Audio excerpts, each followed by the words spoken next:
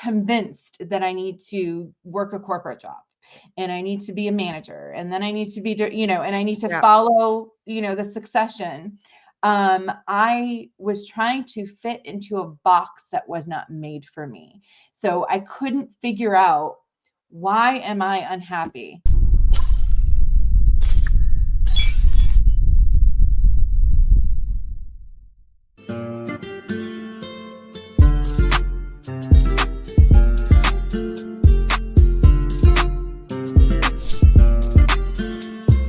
What's up, y'all? This is Neena Perez, and this is Straight Talk, no sugar added. You know, I go around this amazing freaking planet of ours, finding the best humans I can find to grow, challenge, and transform your thinking. And I do that because there's so much crap in the world and so much things we're getting hit with.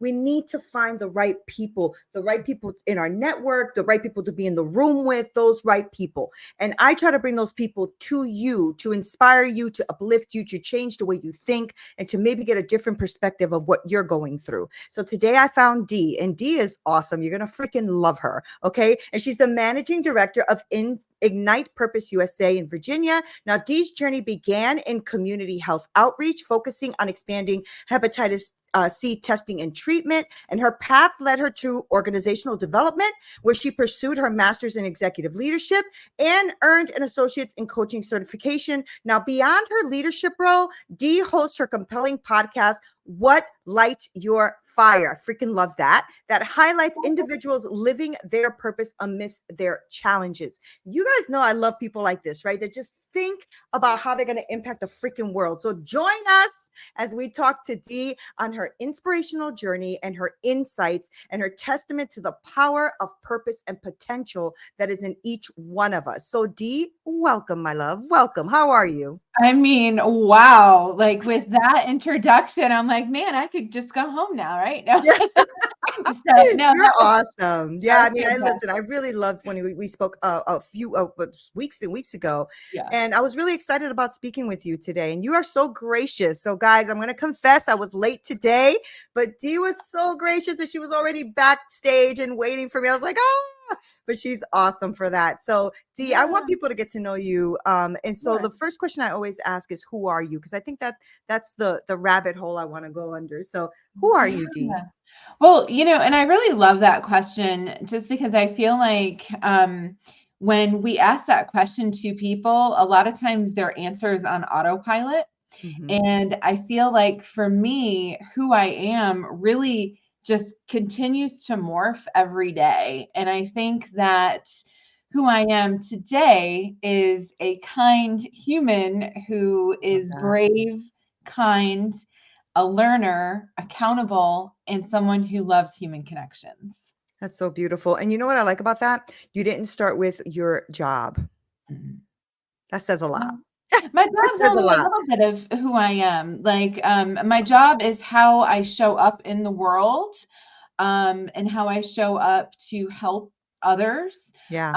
But it's only really a part of who I am. I Yeah. mean, holistically, I mean, it's only like a third of who I am. Yeah. And I think, many moons ago, before I started to get into personal development and transformational coaching and NLP and all that kind of stuff, that's how I led, because my identity was really wrapped up in my career, because I was so good at my career. It's like I needed to wear it like a badge, So what are you? Oh, I'm a director of culinary operations and I run a team of 20, blah, blah, blah, blah, blah. That's not even who I am. That's But not I who you are. realized that as I got into personal development, that I started to realize who I really, really was. And it's like what you said. I love that you said I'm kind, right? That I'm here to impact the world and all that great stuff. That's beautiful. And that's what I want a lot of the listeners, because I know that a lot of my listeners are leaders and entrepreneurs and, coaches, things like that. And I know that a lot of them listen to this show because they're looking for perspective, because they're looking to maybe check themselves before they wreck themselves, right?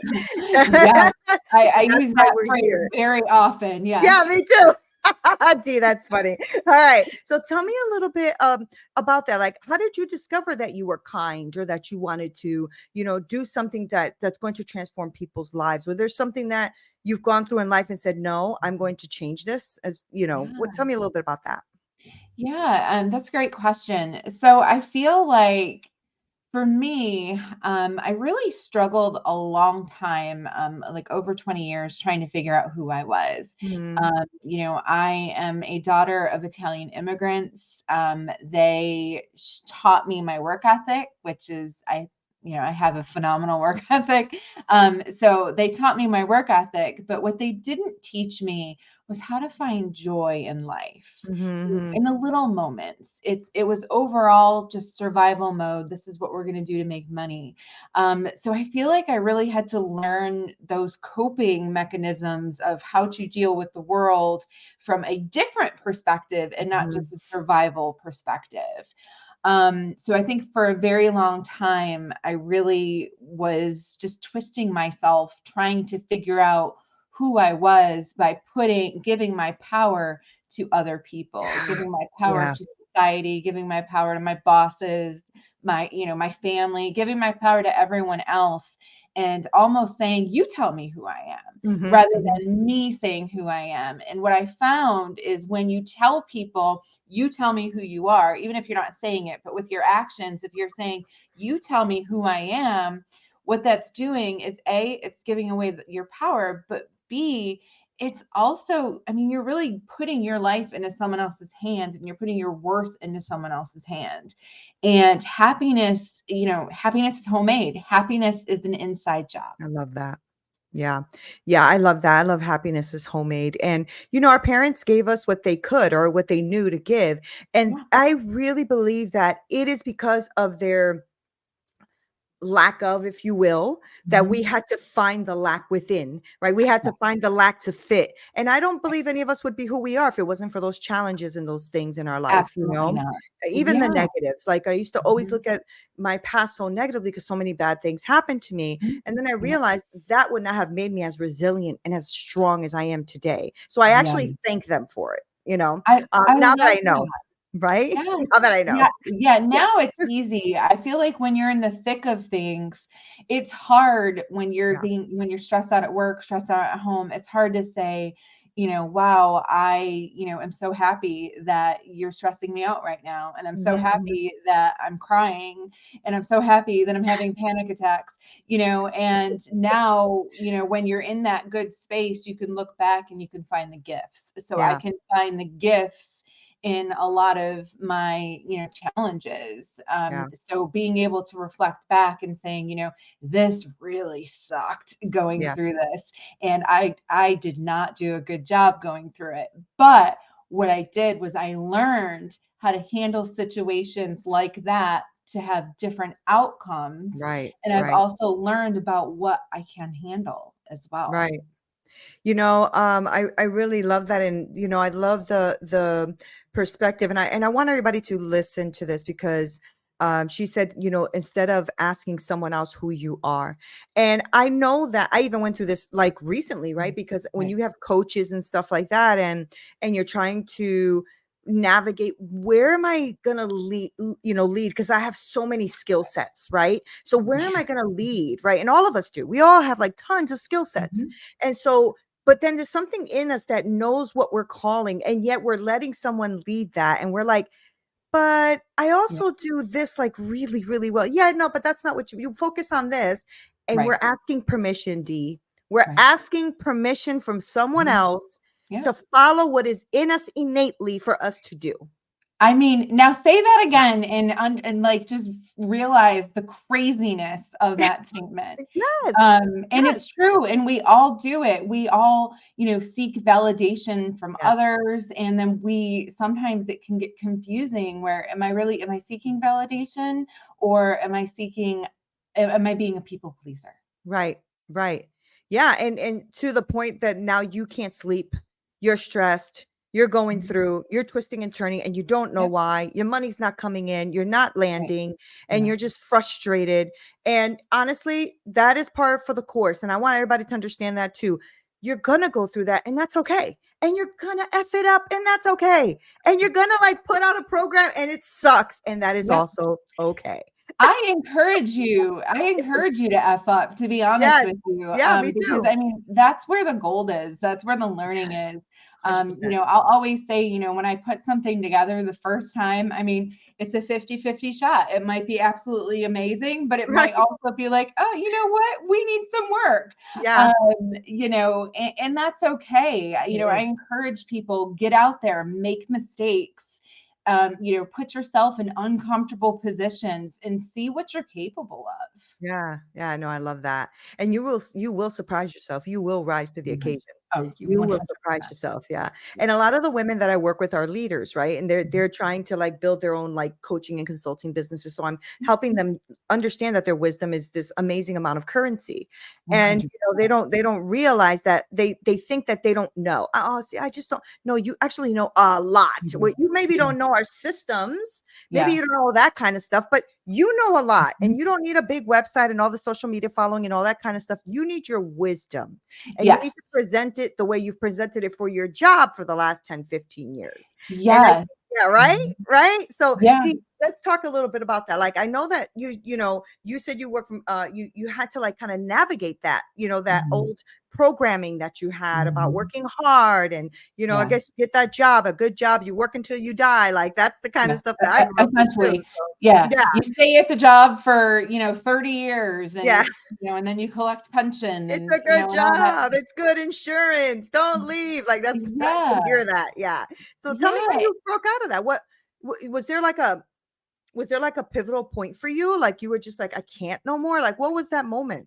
You know, I love that because when I look through, I feel like there's multiple moments. Yeah. And the reason why there's multiple moments, and you could look at patterns. So if you look at back at your life and you look at the patterns, you can really see, wow, like the universe was telling me what I needed to know, and Yep. I just kept ignoring it. Yep. So I think for me, the self-reflection, doing all of the work myself, with coaching, with therapy, with, just Mhm. normal conversation. But for me, I think because I was convinced that I need to work a corporate job and I need to be a manager and then I need to be, and I need to Yeah. follow, the succession. I was trying to fit into a box that was not made for me. So I couldn't figure out, why am I unhappy? I Right. have this great job, right? I make good money and I have a great family. I have all the things. Why am I not fulfilled? And the reason why I was not fulfilled is because didn't trust myself. Mm, I was putting what I was supposed to be and what I was supposed to do in other people's hands. that's So so once I good. started So good. trusting myself, then that's kind of when the problem started happening, right? I was like, well, you know what?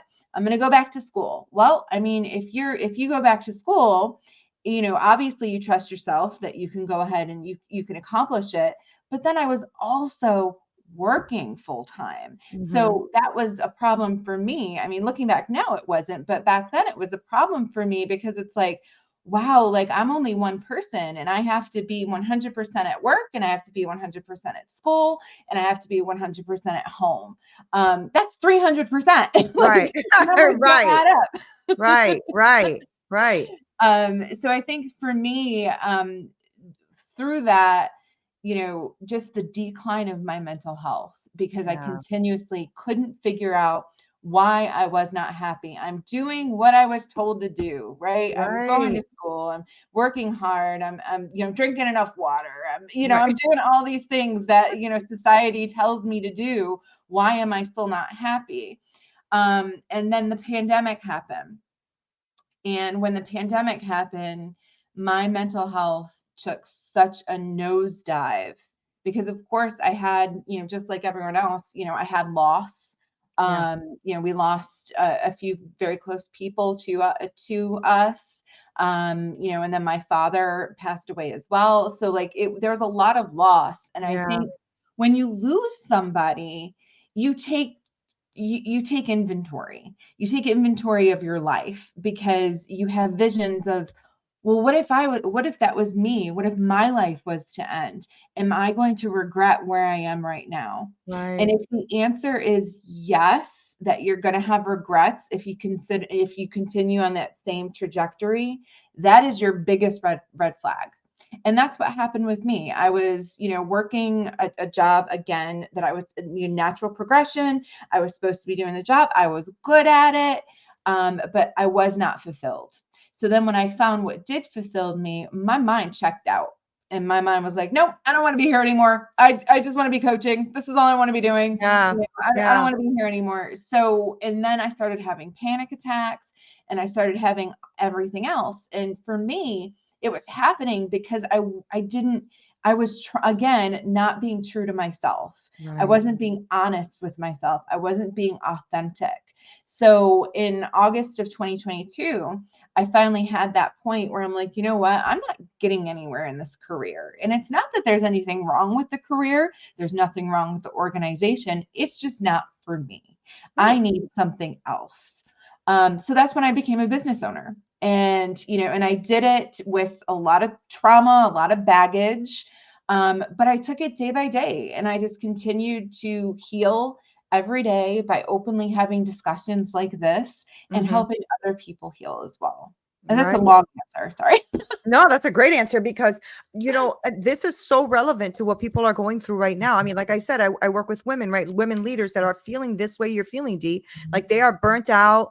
They don't know if they want to go into the C-suite. You know what I'm saying? Like they're not feeling it right now, and I think it's, it's that pivotal point in your life where you go, wait, what am I doing? And you're right. Loss does bring that to you. It does. Now it could be loss of a job. It could be loss of a relative. It could be, it's just loss. It just makes you pause. Exactly. And so okay. So give us especially for those who are listening, give us like one thing you can remember doing that helped you kind of navigate that feeling and seeing that I do have a passion. You know what I mean? Like what was that like thing that you did that said, okay, I'm going to recognize that this is my passion. Did you have something like that? Yeah, I would say so. I started coaching before I left my organization. So, and I was trying to do both, right? I was trying to build a coaching business and then also work full time. Yeah, most of us So do. Yeah. most of us do, Right. exactly. And I think that for me, the taking inventory and being able Good. to That's to good.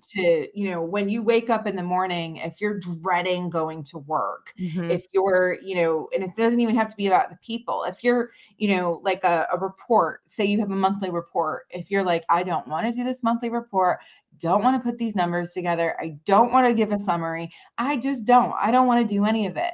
Well, that is your body and your mind telling you there is a problem Right, because, right. you're being paid to do this. If you Right. don't want to do it, then that's an issue. So I feel like for me, and I know I might be, just repeating myself, but I feel like for me, it was getting to know myself and Yeah. having those conversations, and coaching was the biggest shift for me because Mhm. when a lot of people they say coaching, okay, financial coaching or job coaching and stuff like that, but for coaching for me was almost therapeutic because Yeah. I was able to look at my life and my history not from an emotional perspective, not from, the therapy perspective, but just from more of like that intellectual perspective that, yes, this happened. Of course, I'm going to feel this way, and that's okay. Mhm. So, Mhm. bringing the humanity into it. And then from there, I just really taught myself empathy.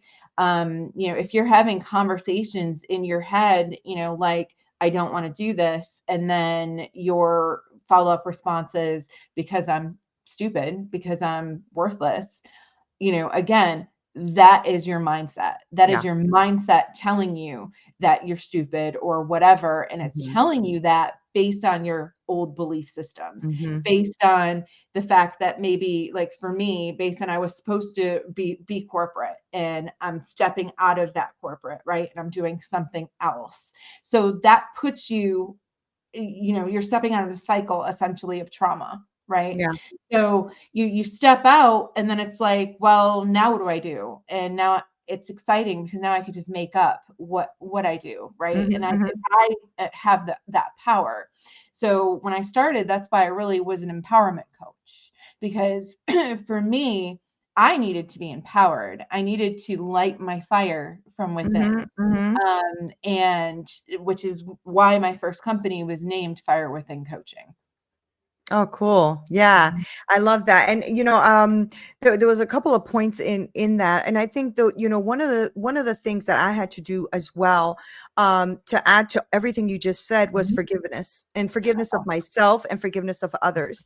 Right. And you have to remember, guys, listen, people are out here trying to work too, and they're not Mhm. always going to get it right. And so you have to forgive yourself if you messed up. Mhm. You messed up. Forgive yourself. Like, forgive yourself if you wasted a lot of money on some coaches and they didn't work out for you the way you thought. Do not blame them. Do not. Forgive yourself as well, and forgive them. And also look at the reality of things. Like, I've had people that I've had to say, I'm sorry, this is not going to work, because as much as Right. you pour in, sometimes they don't execute, and then they think it's not you. But I'm like, yeah, but you didn't do A, B, C, D. I mean, like, Right. Oh, so I I want love you guys to forgive yourselves if you didn't put the full effort in, if you paid for it. something and it didn't work out, if you have a bad habit and pattern and you're not doing what you're Right. supposed to do. Just freaking forgive yourself, because that's going to be huge to open Yep. up your vision to see differently than where you are right now, right? Yeah, well, yes, and I would add, just like, show yourself empathy as Yeah. well. Like, Yeah. forgive yourself, show yourself empathy, but that doesn't mean, so a lot of people, when they hear forgiveness, that means, okay, I have to forgive, the action. I have to, forgive the person. And it's not necessarily like that. It could be something as simple of, this person hurt me, and of course I'm upset that this person hurt me, and our relationship may never be the Right. same, Absolutely. but I'm going to look inside and I'm going to take inventory of how I acted and how I Right. contributed. So Right. that's that mutual accountability. And Right. then once you have, yes, I contributed to this, I can see it. A, that gives you empathy for the other person. And B, it's saying, it's being human, and it's saying it's okay that I made that mistake, because again, mistakes, that's where growth lies, Yeah. Yeah. putting yourself in those uncomfortable situations. Right. Yeah, Right. so I would think that forgiveness, you're absolutely right. Forgiveness is so vital. But again, Yeah. it doesn't mean that you're forgiving the heinous act or whatever it is, depending on what it is. You're not forgiving the act. You're just forgiving yourself for what you contributed to make that Mhm, happen. mhm, mhm. Yeah, absolutely. And the empathy part is a big part. I teach a lot on empathy. I think empathy is huge. And Right. so, also empathy for the people that you're reaching or trying to reach. Whether Mhm. you're a leader leading a big team, or you're a coach, or you're shifting, or you're CEO, whatever it is, have empathy for the person that you're serving. Oh yeah. Think about the person that you're serving and have empathy for them. You were there once, maybe Mhm. not exactly, but you were there once. And so Yeah. have empathy for that situation, have empathy for Mhm. that person, have empathy for what they're going through right now. They may just be going through it. Okay. A lot of Yeah. people are right now. So have empathy for that. So tell me Yeah. now, because I know that when we started to introduce you, you also are in Ignite Purpose, right? So Mhm. tell me a little bit about that and what that's about. Sure. So before I do that, I just want Yeah, to just follow up on your last sure. comment. So empathy is a superpower that people don't always know how to tap into. Agreed. So with empathy, if you think about leadership, you cannot be an effective leader into your full potential Yep, without empathy. that's absolutely Um, true. and I can segue that into Ignite Purpose. Okay. Um, so I joined Ignite Purpose. So I've been working with them in an unofficial capacity, really since the beginning of the year. And I've been working with the Christina Foxwell. So she is the global CEO. Okay. And there was just so much synergy between my belief system and her belief system. That's awesome. So when I said earlier that I'm brave, that I'm a learner, that I'm kind, that I'm accountable, that, I value human connections, that is all stuff that is written into our mission. And because that's what we preach to others. That's We beautiful. help others see the goodness, the excellence, and the beauty in each other. And we really operate on a hive mentality. So when we're working with leaders, it's an inside job. So you have to start with yourself. You Yep. cannot fix an Yep. organization from the middle. You can't fix it from the bottom. You have to fix it at top with the executives and the leaders. And you have to do that deep, reflection of, because really you have to do the deep reflection of, who am I? What is my organization? What does my organization stand for? Right. And what effect do I want on my employees? So Because good. how you lead your people is going to affect their performance. So if you want high performance and you want harmony, okay, then you have to do that look inside. So good. Now, if you want high performing and you don't want harmony and you want toxicity, then sure, continue on your path. One story that I use a lot when I'm talking about the work we do is it's about super chickens. Have you ever heard about super chickens? No, go for it. I want to hear it. So a biologist, William Muir, so he had over 6 generations, he decided that he was going to breed, chickens. Yeah. So tell me, how do we know if a chicken's high performing? By how many chicks they have? How many eggs? Yeah. Yeah. So if a chicken produces a lot of eggs, they're considered high performing. So what he did is after the 6 generations of breeding them, he took all the high performing chickens and he put them in the coop. So the thought process was, wow, I have all these high performers and I'm going to put them in the same coop. That don't and even I'm gonna sound have like the right thing to do. I'm going to have so many eggs, right? It's a plethora of eggs. Do you think that's what happened? Heck no, you can't. It's That's not. that many chiefs. Are you Yeah. kidding? Yes. So what ended up happening is there's only 3 remaining chickens. Wow. And because all the other chickens pecked each other to death Yeah. because they were in constant, constant competition to be the strongest and everything Yep. else. And those chickens, not only was there only 3 left, so there wasn't a lot of egg productivity, but also the chickens, they weren't plump or juicy or anything like that. They were stressed, right? So in the other coop, where the ones that weren't the high performers, so they weren't moved, they were low performers, mid performers, high performers, just a mixed bag. How do you think that they turned out? I would have thought that they would do better. Mm-hmm. They would do better. There wouldn't be that enormous amount of stress and competition.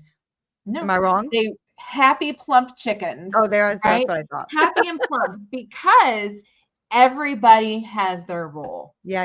Everybody has their contribution. Yeah. So now let's take that and bring that over to the organization.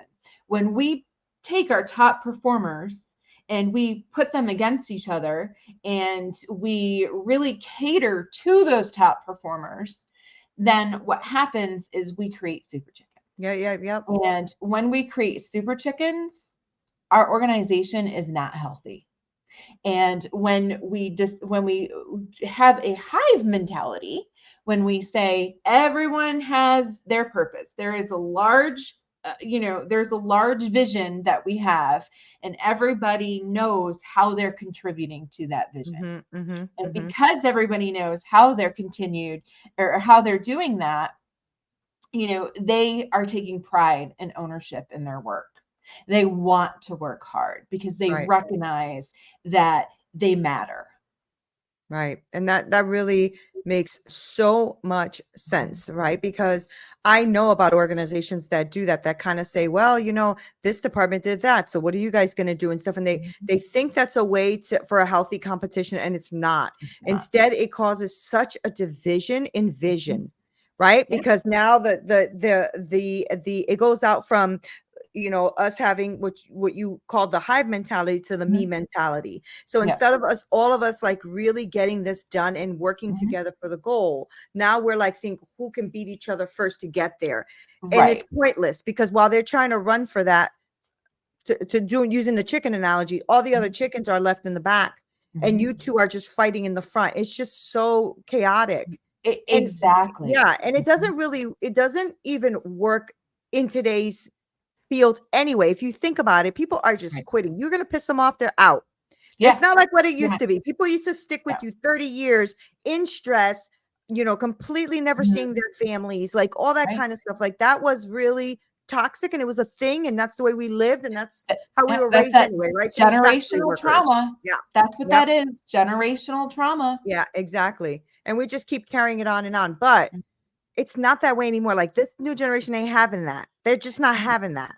No. And they are all looking to see what your culture is, what your mission statement is, Mhm. what your vision is, Yep. because otherwise they're out. They don't even want to be a part of it. It's No. really interesting. I mean, they're taking it, they're Yeah. using it in a whole different angle, and I think we need to step up. That's what we Yes, need to do. Yeah. 100%, and I'm Yeah. glad you think so because that's what we help organizations do. Right. I was gonna Uh, ask you, you know, how do you help the uh organization? Yeah, we help organizations. We work one-on-one with the leaders. We do complete, cultural assessments. I love We that. help with recruiting.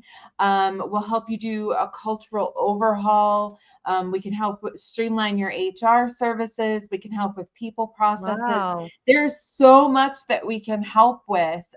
But again, we have that foundation of that mutual accountability, that kindness and that hive culture of, you know, what's good for me is good for the collective. And what, Exactly right. so I'm going to help other people do what they need to do to fulfill their job because Mhm. what's good for them is good for me. Yeah, I really do love that. And I think because this podcast is listened to by a lot of thought leaders and CEOs and things like that, I think this is the right audience to speak to. Yeah. And I also want to throw in, for those of you who are listening, who are running teams or are in leadership or all of that, or even having your own business and you're starting to Mhm. develop a team, you really need Right. to listen up, because it's one of the things that I've always kind of been annoyed about is Right. how many organizations do not invest in this kind of thing.